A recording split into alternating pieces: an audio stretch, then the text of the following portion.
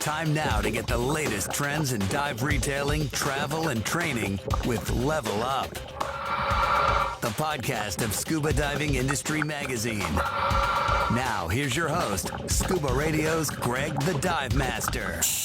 That is me, and you can check out Scuba Radio every Saturday, 3 to 5 Eastern Time. However, today, yes, it is time for another edition of the Level Up podcast, the official podcast of Scuba Diving Industry Magazine. The man behind the madness, Willie Cline, on with me right now. Willie, how are you, buddy? I'm doing great, Yeah, you got your sparklers. You get ready for the 4th of July.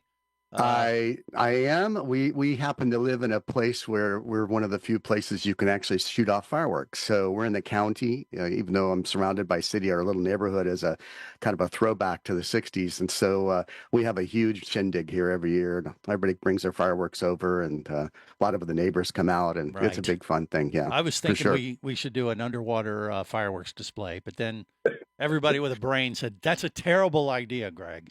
Dan's got the closest thing going right there with his cool underwater plaque. That's Check true. this out. He's celebrating 250 years of America.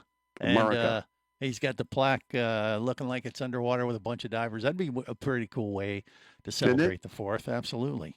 Yeah. So we'll have to find out what that's all about here momentarily. We're honored to have our editor-at-large on with us today.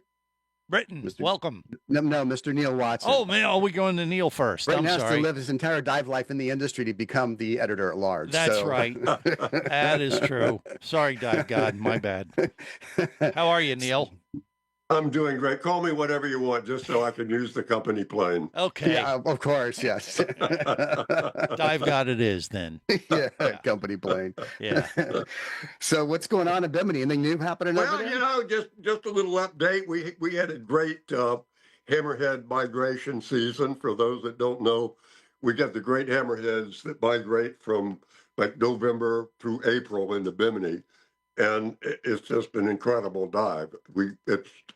The site's like 20 minutes from the dock. It's in 20 feet of water, white sand bottom. We got like a 95% success rate. We get anywhere from a half a dozen to a dozen great hammerheads, and often a couple of tiger sharks in as well. But, in addition to that, we also have the Caribbean reef shark dives. We have the wild dolphin encounters with the spotted pods of wild dolphin. We have stingers.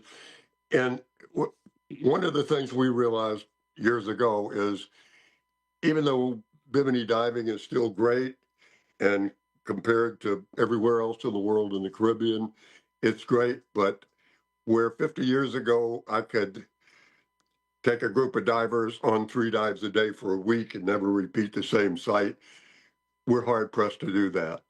So what we've done is taken our big animal encounters, as well as we've sunk probably a dozen wrecks to kind of compensate for what isn't there anymore. And, over the years, as most of all of you have, I've been to hundreds of resorts all over the world, certainly through the Caribbean.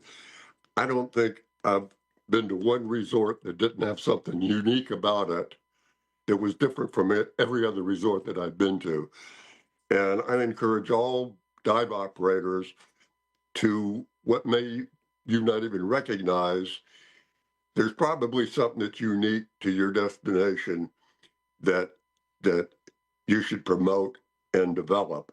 And if you don't, whether you come up with something environmental, educational, or just funky, try to expand your repertoire of sites and experiences to take advantage of what you have that other places don't. Right. Great advice. In fact, the photo that's up on top of right there in front of her here, I think you can see it now if I hold my hand still. Oh, never mind. But anyhow, that was shot last April. We were at Neal's place, myself and a bunch of us from the magazine, and had an incredible time. So that's a tiger shark right there. Yeah, it's insane what they have over there in Bimini. And, the Bimini is the closest island to the United States, by the way. Like what, 42 miles? 48 miles. It's crazy close, real easy to get to. And, those shark dives have put Bimini on the map for sure with what Neal's done over the years. But you're right. You got the wild dolphin encounter is like I mean, that is just magical. Crazy. If you get out there and see those critters and all the and other going reefs from- and stuff, and just the water clarity It's too. so clear. Yeah, it's really nice. So we're going to go from Bimini to New Orleans because Neal, you got something special to announce about the DEMA show coming up. Yeah, I'm honored. DEMA contacted me and said, Neal, would you be the ambassador to the Hall of Fame Diving Pavilion this year at New Orleans? And I said, are you kidding me? I mean, what an honor. So yeah, I'll be at DEMA this year in the Hall of Fame Pavilion, and I know some of the contributors are Hall of Fame recipients, and I look forward to seeing everybody at DEMA, and I'll try to smuggle a little rum punch in under the booth. Yeah, what does that entail exactly, Neal? Do you get to grab a bunch of beads and have people invite them in, and then okay, you know what you got to do? I actually I said, well, what am I supposed to do? And DEMA gave me a list of more of what I'm not allowed to do. They know you. No, they said, leave all your toys at home and all your funky stuff, and that's no fun. Come on now. No trade show, man. No big tongue. No tongue things. prosthetics. It's a long story. Yeah, leave all that stuff at home and try to behave. And I said, you know better than that. It's New Orleans. Yeah, they should be encouraging That's this. great. I don't understand That's great. at all. But yeah, that is going to make it extra special. And yeah, it's like the 50-year anniversary or something too, right? Yeah. And this is a perfect segue. Actually, last year was my 20th anniversary of it being inducted into to the Hall of Fame, and of course Dan is a recipient, and Margo, and there'll be a bunch of people there I look forward to seeing. Absolutely, that's great. Yeah, that's great. Well, there's a perfect segue then, Greg, to our next person, which would be the future editor at large. Yes, that would be Britton. Now, I gave him a promotion earlier, so now that's right. Just take that, flip it. Take it away, Britton. What do you got for us? Not much, but just before we jump into today's Level Up combo, just a little note for our industry partners. We're only 124 days away from DEMA in New Orleans. So that means the pre-show marketing window is right here. If you want dive retailers, travel sellers, instructors, resorts, and industry buyers thinking about your brand, before they even walk in the show floor right now is the time to get in front of them. Our July, August, and September issues are the key lead-up issues, and space is already moving. So pre-show advertising helps build awareness before buyers even get to the show. It supports booth traffic, and it gives your sales team a real warm conversation once DEMA starts. But if you haven't booked any pre-DEMA visibility yet, give me a call or shoot me an email. I'm more than happy to put something together like a program that fits your goals and your budget. But thanks, that's all I got. Mm-hmm. Perfect. Of course. Perfect. Good. It's good stuff. So before I tee up our first speaker today, I want to give a little bit of an intro to most people know Margo, but they really don't know Margo. Margo is responsible for over 5,000, right? I think that's the running number you're at right now. 5,000 child certifications since she started her company 26 years ago or so. I mean, there's probably nobody on this planet that certify more children in the dive industry, the dive community, than Margo and her team. So shout out to you and Tom as well for that, Margo. But I want to set that up because when she writes these articles for us about how a retailer can focus on the family market, she's really writing from an area of complete expertise. And she has written about a 9-part series, I think we're up to right now, on how to helping retailers and mentoring them through the process of how you teach children differently. What do you do? The whole process of gear selection. It's just been a really great series. So thank you, Margo, and for all the retailers out there that have been following along. I know they appreciate it because I see the numbers. Mm-hmm. So Greg, continue, sorry. Yeah, thank you very much, Willie. And actually, we're up to 8,100 certified youth certifications over 8,100. Yeah, that's I'm very proud of that number because we have a great team of instructors. Actually, Joe Mikutowicz is here with us today, and she's been a huge part of our program in the Cayman Islands as well. And there's definitely a need for people who love kids, are passionate about kids. And Neal Watson was one of my early mentors too. So it's great to see him and be here today. Thank you very, very much. Thank you. All right. Well, yeah, page 24, Margo, in the latest issue, you're writing in the latest installment, a beautiful way to serve families and grow your business. So how can retailers utilize e-learning with families? What can you tell us? Well, I was really excited to talk about this today. Catherine Castle touched on, I think, the last podcast that we had about new ways for dive shops to get young people in and keeping things new and fresh. And the e-learning concept for me has been something that I've been using for years. It's a very good way for children to learn, for people that are interested in diving to get a glimpse of what it is that they're actually going to be embarking on. I personally, for me, love the e-learning because when the kids are coming on family vacations or they're getting ready to travel, they sign up with their dive shops. They do their e-learning for their junior open water. It could be photography. It could be junior rescue or rescue. There's a whole host of classes that I've listed in the magazine this week with all the different courses that are available. And the dive shops can get a lot of new business, repeat business, invigorated business by just posting those e-learning links on their websites, in their multimedia. I even have it at the bottom of every one of my emails. And I get a lot of people that are just interested in underwater photography or just con ed. And it's really fantastic for them to take those online courses. Then they show up at their dive shop when the courses are scheduled, or they go on vacation like they do with me, and they're already preempted for those courses. They've already done their e-learning, they've taken their exams, and they show up. We do a great review. We spend a lot of time with them reviewing any questions and going over the course. And then they're really ready to start the course. And it's, I think it's a lot less stressful for kids. It's really enriching and engaging. And I think it's an easy way for dive shops also to make added revenue. I made $27,000 on e-learning last year. Nice. Wow. I love one of the lines that you use here. It says, for retailers and operators, online learning is not a replacement for professional instruction. It's a bridge. It helps customers, keeps customers connected between trips, prepares them for arrival, reduces classroom bottlenecks, so on and so on. I love that concept of using it as a bridge. So it's a great article. Thank you again, Margo, for that series you're doing. Thank you. Yeah, I love the fact, too, she's coming to us from a dive boat today, by the way. I love the background there, Margo. Little inside joke, but hey. No, we had 14 kids this week that just got certified between junior advanced and junior open water. They get really excited with the e-learning. They show up ready to go. And again, we spend a lot of time on review with them. It is not a way to alleviate any class time, but it really prepares them. I think it's a great tool, and I think dive shops should use it. Yeah. Well, That's and great. you're investing in the future to make sure we have a business here, 10 years, 20 years from now. That's so true. Good stuff.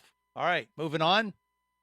We're moving on All from Florida to out west. Idaho. With Dan Orr, the man, page 6 in Scuba Diving Industry Magazine. Don't tell me no. Tell me how. The power of adaptive scuba training. So what are the benefits of scuba for adaptive divers there, Dan? What can you tell us? Well, first of all, I mean, that title applies to a lot of things, not only people who are identified as having a disability, but also for older divers. In fact, actually, when I thought about that line, that title was actually right in the middle of a seminar I was giving where I was talking about safety issues for the older diver. But like a lot of us who became instructors back in the early 70s, there was never any discussion whatsoever about disabled divers. All the discussions had to do with able-bodied divers. So I really didn't have any background in that. But when I started started teaching at Rice State University in Dayton, Ohio, it was a school that was actually designed for people of all abilities or disabilities. And so almost every class I ever took as a graduate student or undergraduate had a person with some sort of disability in that class. So it really wasn't unusual when we started the scuba course there that somebody with a disability showed up. In fact, it was probably one of the first courses we ever taught there. And since there were no standards at the time, I got together with my staff and we just talked about this person who had this disability. We talked to them personally we approached it from what they could do, not what they couldn't do. And then we said, okay, fine, what are we going to do to modify the standards in order to accommodate that person and allow them to be able to scuba dive? And so once we started doing that, we really started seeing a lot of changes in people's attitudes about not only themselves, about life in general. And that included people who were probably at the time suffering from PTSD, because in the 70s, of course, that were people were coming back out of the military. I was a Vietnam veteran myself, so I had a lot of knowledge about what some of these people were going through. And you could see the change in their life and their attitude. And then it was also interesting that about a year or two after doing that, I actually got a call from a person representing some training agency, which I won't mention. And the person said, we hear that you're certifying people with disabilities. I said, yes. And they said, well, you can't do that. And I said, well, first of all, don't tell me I can't do that, because I have been doing it. I'm going to continue to do it because that person meets those standards to my satisfaction as the instructor. And I have no qualm whatsoever about those people being qualified and certified divers. And the person said, well, we're not sure what we can do. There may be some standards issue we need to bring you up on. I said, go ahead. I said, there are other training agencies out there. And they said, whoa, don't be too hasty. And so what that did, though, that started that conversation with that particular training agency. And we were able to continue doing what we were doing. I was going to do it anyway, because people should have an opportunity to enjoy the sport that we all love so much. Absolutely. And when you see all those programs and some of the people that have went through them, I mean, they just, it's life-changing for them. And you can see it on their face. And that is very, very gratifying to just witness. I remember a number of times going underwater with a student who had a disability and looking at their face, and you can see tears in their eyes. Mm-hmm. So true. Well, the difference powerful. In their life. Yeah. Very powerful. Thank you, Dan. That's a great article. Goes nicely with what Alex had written a couple of months ago about the market of that adaptive diving out there. So I like the tactical approach you took on making sure that other instructors understand that you do need specialized training to deal with a lot of the different disabilities. Yeah, that's great. Great job. Okay, up next, we're going to the Cayman Islands, I believe. We are. Now, we are. But I don't have the right name, I think. Joe? Is it Pinky Joe? Oh, yeah, Pinky Joe. Sorry, that should be called Pinky Joe. Yeah, because I was like, who's Pinky Joe? Because I had to ask that before the podcast today. So welcome. I love that. From the Cayman Islands. Page 22, Pinky's written an article, More Than a Dive Store, how community carries a business forward. What makes what makes sad events with East Coast divers so unique in the Caymans? In our industry there, Pinky Joe. Is it Pinky or Pinky Joe? I mean, Pinky Joe sounds more Southern and, hospitality. Right? I kind of like that too. Yeah. So obviously recently East Coast Divers located in Brooklyn, Massachusetts had a devastating fire and it burnt down their dive shop. And the owners of that, Nick and Alex, are very good friends of mine. And we started our dive journey together, going through instructor training together back in 2004. So I've known them a very long time. And we've sort of been working side by side, them with East Coast Divers, me with Dive Tech since. So it definitely hit close to home once they lost their dive shop. And it kind of just made me realize, I mean, I've always known this, but it just brought more to light, like how supportive the dive community is of each other when these tragedies happen. And we see it daily on a small scale here in Cayman, like we each borrow each other's tanks. We use each other's pools if there's an issue with ours. If our boat's broken, someone will make space to put our divers on their boat. Like we kind of help each other out to run our businesses the best we can. And then, the next day we're back to arguing with each other on the dock. Like you're in my way, your vehicle's in my parking spot. Like, right. So it just kind of goes back and forth like that. But when there is an issue, it's everybody in the dive community, customers, competitors, just everybody in the community steps up to support each other. And it's always these sorts of events that are a big reminder of how supportive we are of each other. Mm-hmm. Absolutely. Yeah, and this case was really remarkable. Over 200 people volunteered to help them within 2 hours of the fire. Yeah. I mean, that is an outpouring. That's a community. So that's why the article's titled More Than a Dive Store, How Community Carries a Business Forward. And that's really great. I'm glad to see that in our industry. Yeah. Yeah. And by the way, we should mention Peyton Pinky obviously is taking over Dive Tech. You've been doing that for how many years now there in 11. Cleveland? And 11. Where was I? You know? Well, you were talking right before the show. I was like, who's Pinky? He's like, well, she works in Dive Tech. And I'm like, I know Nancy and Jay from back then. You know, I've been living under a rock. I apologize. Yeah. But, We got to get you down to Cayman now. Yeah, absolutely. Yeah, that is definitely one of my favorite places on the planet. Well, good stuff. Yeah. And Joe, I'm going to challenge you for some more articles, okay? Yeah, It was a great article. We love it. Our editorial deadlines are on the 15th coming up. Hint, hint to everybody. So think about what you want to write about, what you think the industry needs to know. Okay, will do. Thanks again. All right, good stuff. All right, moving on. Tom Leaird, we got him on this week. We got him working this time. Yeah, that's right. Perfectly. Scuba Diving Industry Magazine, page 46, Teaching Scuba Better, Standards versus the Instructor's Responsibility. What do you mean by standards versus instructor responsibility, Tom? What do you mean? I didn't know which article you were talking about. Okay. I didn't either, so I just read what they gave me. Let's get into that. Another article that hadn't been posted yet, but coming. I started it out. It is regrettable when interest in changing scuba training standards results from a death and subsequent litigation. And there have been accidents, and I'll call them that, that should never have happened. So what do we do about it? Yes, you're right. Standards, okay, but standards isn't the only answer. It's making appropriate decisions right out there on the spot. Let me give you an example from years ago when I was taking tours, and actually I've taken groups of divers on almost 200 tours over the years. And we were in the Florida Keys and leaving fairly nice waters, a couple foot swell. And when we got I was riding up on the flying bridge with the captain, making small talk. And when we got out into really open water, I had, I think, a group of 20. And I looked around and looked at those divers, and several of them were really quite new divers. And all at once we were in 6-7 foot seas. And so I said to the captain,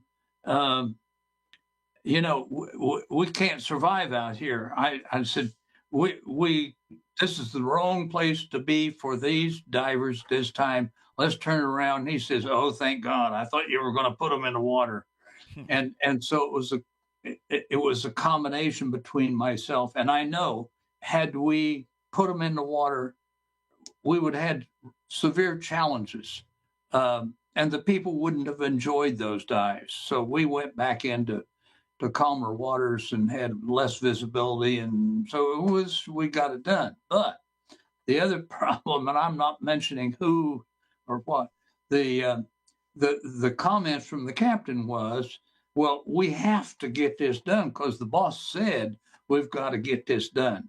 So we can't come out here and not dive. Okay, so that's part of this whole equation. And I don't have an answer to all this. Sure, standards, training standards, but how do you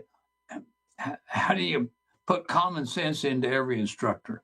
So that's my point, really. And I've written another article to kind of approach that. Mm-hmm.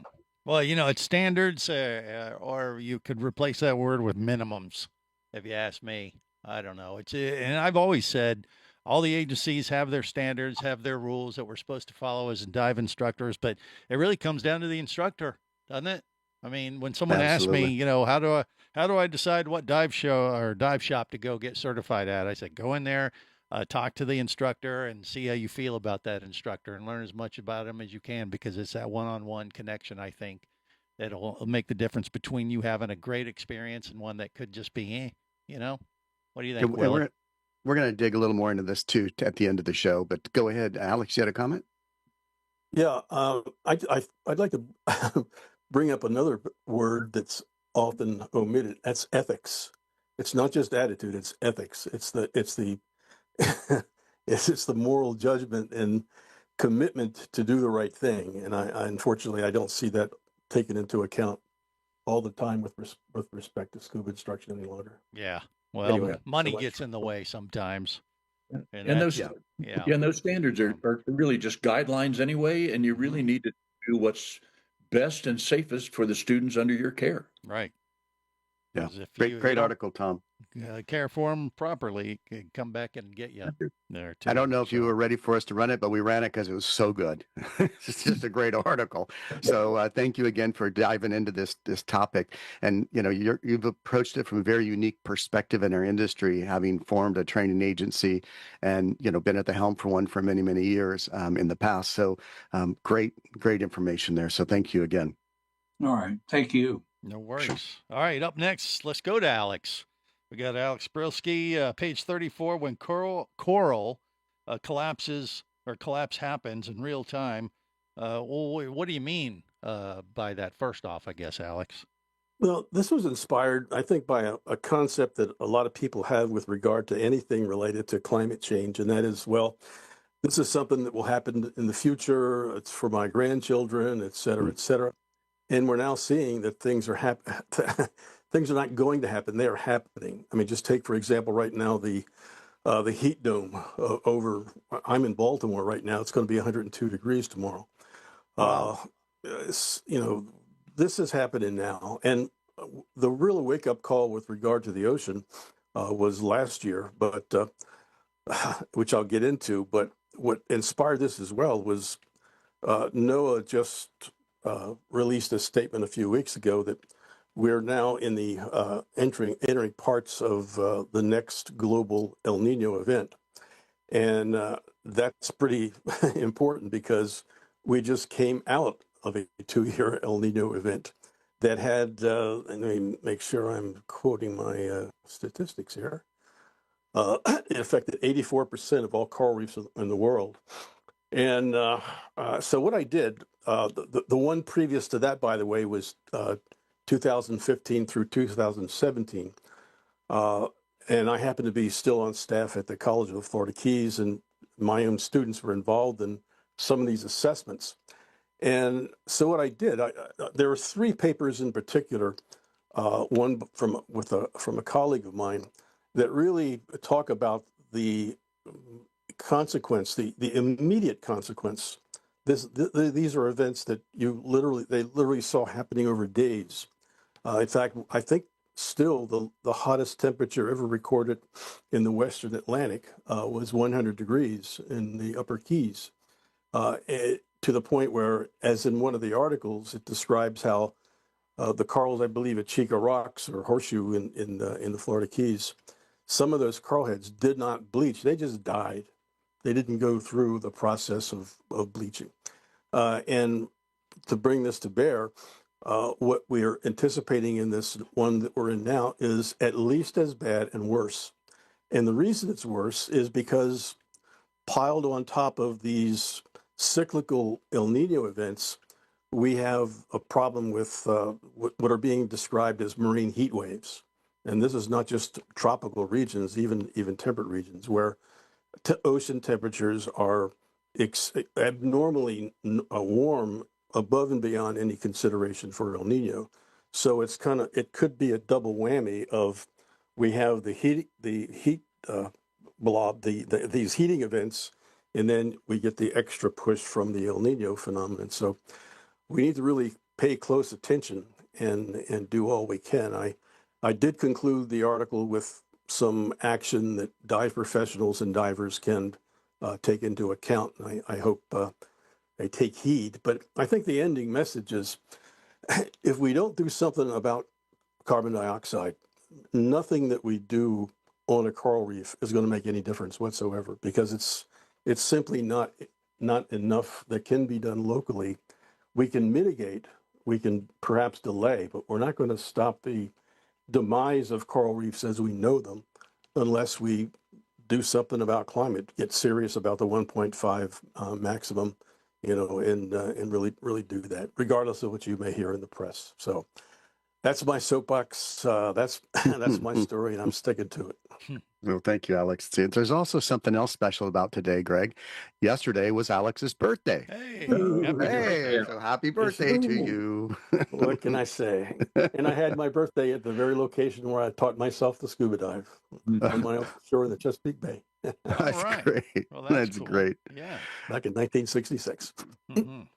Just dated himself. Yeah, beat me by a few years. Yeah. All right. Well, thanks again, Alex. Moving on to Always Jeff. a pleasure. Right? We are. We got Jeff Cinciripino. Yeah, I got it. Good job. Page 14. Do you have a planned maintenance program? So what are the two basic tenets of maintenance planning for dive centers there, Jeff? Yeah. Today, we're going to talk about yet another document or piece of paper that you need to put together as a dive center. We've talked a lot on this show about standard operating procedures, employee handbooks, emergency action plans. It all gets complicated, but there's still more to go on this, and that's your planned maintenance program. Dive center has a lot of equipment in it. I'm not talking about the stuff that customers bring in and has to be repaired or serviced. This is the stuff that you own. Your compressor, your regulators, your BCs, your rental gear, that sort of stuff. So how do you ensure that it stays within its service intervals? And that's where your planned maintenance program comes in. And it's pretty simple. There's two basic pieces: what needs to be done to the gear and when does it need to be done. So if you don't have that documented or written down somewhere, it's really easy to miss something. You get busy especially like when we were in our busy season up here in New England in the summertime. That's not the time we want to be having our rental regulators require their service. That had to be done at the right time of year for us. Otherwise, it was too easy for something to not get done and get put into service or taken out. And hopefully you didn't have an issue with that or a problem with that piece of gear. The other thing is it helps you with your budgeting. I used the example in the article about our tanks. We didn't have a hydro station in our business, so we had to budget for getting those tanks out and getting them hydrostatically tested. And it took us a while, but we got it on a 5-year cycle so that 1/5 of our tanks were due every year for hydrostatic testing. And that allowed me to budget appropriately, get them scheduled with the hydrostatic facility and back in service before our busy season. So you have to know when you want to do stuff and what you want to do. But the final piece of that is, hydrostatics are nice. They stamp it right in the cylinder so you can see it. There's no missing that the hydrostatic testing was done. Or you have a visual inspection sticker on the tank that shows that it was actually done. But there are other things. You have to have the records of the service that was completed. Should you have an issue with a piece of gear, you have your service records available. Fortunately, some of the point of sale systems today or your systems will allow you to capture that information, scan it in, or put it into a document. Gone are the days where you need these gigantic binders full of paper that have your testing done and trying to find it. So we're very fortunate today. We have a lot of technology to help us support that. But unless you sit down and figure out that you're going to have a planned maintenance system or planned maintenance program, it's just too easy to miss things. So a lot more to it. You've got standard operating procedures, employee handbooks, emergency action plans, all kinds of stuff. Well, here's another piece for this very complicated business of running a dive center. Well, there you go. It's just you got to stay organized, and that's what Jeff's all about, it sounds like to me. Right, Will? Yeah, and I want to reiterate something really important. I've been involved in a few cases of litigation in terms of diving accidents, and every single one of them come down to wanting to see the maintenance records on the gear. Mm-hmm. It's almost standard policy. I mean, it used to be, hey, whatever, I service them once a year. Now you got to document that, and you need to be able to show that regulator has been serviced, the BC was serviced, there was nothing wrong with the mechanisms. It really has become a big issue. So, I think it's a great article. And Jeff, I love these basics that you're tackling in the retail environment, and I think other retailers appreciate it as well. Thank you. There you go. All right, up next, we're off to the Maldives with Michael Salvarezza. He's in New York City. Page 40. He's got a group travel guide to the Maldives. So give us that helicopter view of the Maldives and its 1,200 islands stretching over 500 miles, Michael. What can you tell us? Yeah, well, I can tell you it's hotter here in New York than the Maldives. Well, for sure. There's that. And you'd probably rather be there. Me too. I would. Yeah. I would. So yeah, I did this article with Chris Weaver. He's not on today, but just wanted to tell everyone he says hi. The Maldives is, as you mentioned, you throw out a bunch of statistics, all kinds of numbers about numbers of islands and atolls and all that. And it can appear to be daunting. It can be kind of complex if you're looking to schedule a trip there. Where do you go? Do you do Liveaboard? Do you do a land-based operation? How do you get to the Liveaboard? Where is the Ari Atoll? Where is that? And, these are atolls and islands that are strewn across the Indian Ocean. Each one of them is beautiful in their own way, but it can be complicated and a little daunting. So we wanted to do an overview of the entire nation and the diving picture for the Maldives. And you can basically look at the Maldives in terms of three regions: the northern atolls, the central atolls, and the southern atolls. The capital of the Maldives is in Male, which is in the central region. That's where everyone flies into. And from there, that's where your trip just begins. And so we talk about the airport. We talk about getting out of the airport. We talk about the speedboats that can take you from the airport to resorts. There are a number of islands that are small, tiny islands that have a dedicated resort on the island that usually almost always has a dive operation. And if you want to experience the Maldives that way in sort of a land-based luxury dive operation mode, more power to you. It's great. I've done it, and it's really, really fantastic. The better way to do the Maldives is on liveaboards. There are 50 some odd liveaboards that are operating in the Maldives. They all have varied itineraries. Some of them go to the north, some of them go to the south, some of them go both places. So I think it's useful to kind of take a look at what it is that you or your group is looking for and what it is that you or your group are capable of. I love some of the earlier conversation about not throwing people in the water when they're not suited for that condition. The Maldives, in particular in the north, are known for strong currents and very strong currents. I'm not talking about, mild currents. I'm talking about very strong currents. So if you take a novice diver that's going on their first exotic liveaboard trip and you throw them in a water with a ripping current, that's a recipe for a problem. So, sort of take an assessment of who's going to be on the trip and where you want to go. And so in the article, we kind of describe a little bit of that. We talk about some of the signature sites. There are a number of them throughout the Maldives. In the north is Hanafaro Bay, which is really known for massive aggregations of manta rays. In the south, there's the Alamatha Pier, which is a night dive that is off the charts with nurse sharks and big jacks and all that kind of stuff.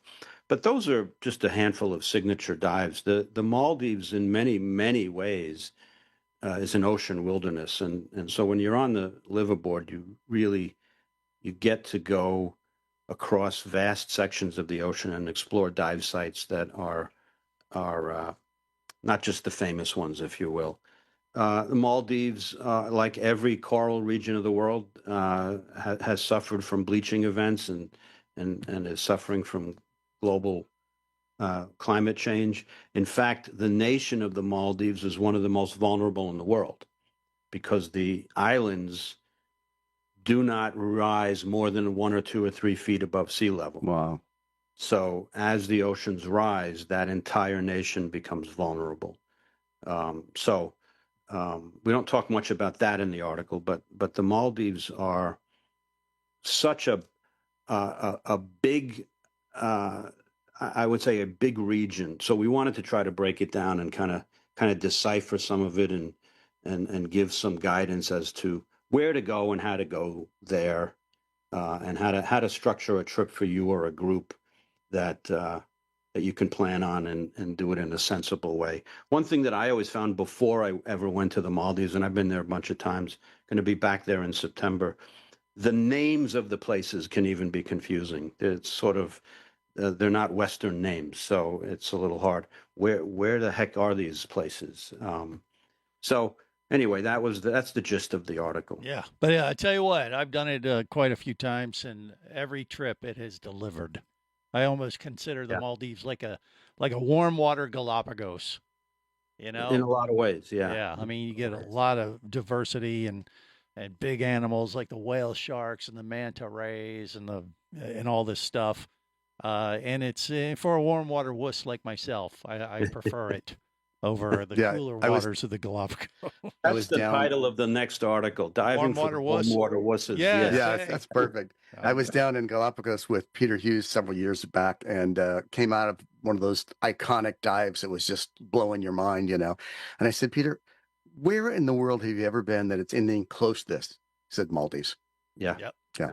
Right. Yeah, it's just amazing. The ocean's on fire. Well, thank you again. Great piece. Thank you to Chris as well. I'm sorry you couldn't be here today, but wonderful piece. I think you really took the time to explain the different parts of the Maldives and its complexity. And I think you told me that the Duke of York is now back in service, correct? Yeah. So if you haven't heard that story, the Duke of York is one of those 50 liveaboards that operates in the Maldives, and unfortunately, they had a significant tragedy several months ago with several divers that met with a real that they died, but they were outside of all of the limits that are imposed. So there's a lot of questions about what happened there, what those divers were doing.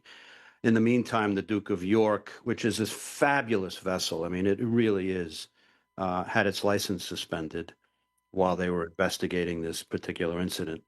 I was in touch with the president of that company last week, and the license was restored last week.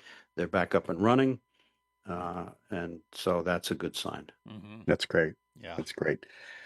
Well, I think I am the last to go today, Greg. You're up next. That's right. You are a pilot. Neal's a pilot in training. I'm a pilot, and so with all the events that's been going on in the industry over the last few months, tragedies and so on, it really struck me. And I wrote this month from the publisher. It's called Standards versus Judgment, and it's on page 5. It's actually received quite a bit of traction as of late. But the article compares a dive instructor to a pilot, to a commercial pilot. And that I have been on planes where the pilot, we're getting ready to take off, or you're sitting at the gate and he says, folks, I'm sorry to do this to you, but there's a maintenance light up here that I just don't feel comfortable with. We're going to get it fixed before we take off. Or in many cases, deplane the plane and get me a new plane. They have that last minute call. They're the last person to make a decision on whether that plane leaves the ground or not. During my pilot training years ago, my instructor, warned about this problem called get there-itis. In other words, I got to get there. I got to be there. I'm supposed to be there tomorrow. And it's what kills more pilots than almost anything else, is because you take chances in a condition you shouldn't be in. And as you know, as a pilot in training, Greg and Neal, you're a pilot much longer than I have. But it's usually a combination of 2 or 3 different things that happen. Like you described on the back of the boat, Tom, bad seas, heavy seas, inexperienced set of students that are not used to that environment is already 2 problems, 2 strikes against you. So the third is an accident. So, that's exactly what happens. So I tried to drive the analogy that, and we don't think about this much as an industry, but the dive instructor is so much like the commercial pilot. He is the one that's ultimately responsible for his students, their students, whether he or she.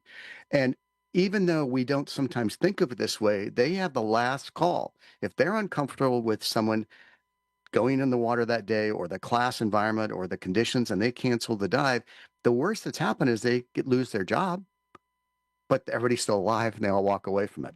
So, I think we as an industry need to kind of take a reframe that these instructors do have, for good or for bad, that ability to make those calls. And you mentioned earlier, and we kind of got into it about the minimums. I compared the minimum to, or the maximums in my article as a ceiling. The ceiling is this ratio. And there's nothing in there in any training agency that says you have to do your maximum. Right. Now, the dive business may encourage you to it because it make more money, or, the boss of the instructor may encourage it. But at the end of the day, there's nothing that requires that person to go into the water. And unfortunately, people lose their jobs all the time for various reasons. But the reality is that you're the ultimate person that's responsible. If that person has an accident, they come after you. Yeah. So that's kind of the article on standards versus judgment.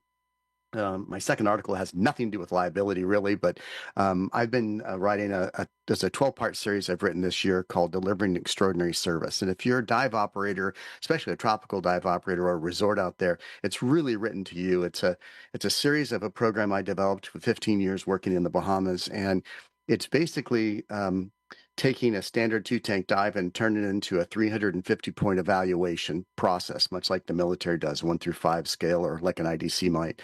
And so I break down to 13 different components of a standard 2-tank dive. And I've been breaking down each of those components in this article. And this month's article was how to use the transit time to your advantage. I'm a huge believer in getting your staff off the flybridge and off of sitting around to talking to the customers on the way out. If you've done your job, you begin to build a relationship with them. You also learn far more than asking them or sitting and making them watch you assemble the gear by just simply chatting with them. You find out they've been here for a week and this is their 50th dive and they just decided to come over here for the day. That's a low stress environment for a customer. In chatting them, they just came off the cruise ship and they haven't been diving in 3 years. So there's someone you to keep an eye on. I mean, little things like that you find out. And if you don't have your staff interacting with your guests, we used to always say that the goal was to learn everybody's state where they're from or country, because names are hard to remember, because there's millions of them, but there's only so many states in the United States. So, hey, Florida, hey, Texas. And it's amazing how easy the mnemonic became that you would have an entire crew. By the time they got the dock, they can name where everybody's from. Thank you, Florida. Thank you, Carolina. And then, of course, they'd get their other names, too, many times along the way. Well, guess what happened with those staff? They made the most money and tips than everybody on the dock. So they connected with the customer. So it's really all about connecting. So anyhow, if you get a chance, it's on page 26, transit time, opportunity, not downtime. So, those are my 2 shoe boxes for the day. And I think that's going to wrap. Anybody else have any comments you would like to make on any of the other articles? Well, I have a comment about last month's article about the Florida lobster mini season. It starts for some strange reason, at 12:01 a.m. on July 29th, and it goes until midnight on July 30th. I don't know why they start it in the middle of the night. But if you do know somebody who's going to go to that event and go down there and try to get their lobsters, please remind them that lobsters are optional. Safety is not.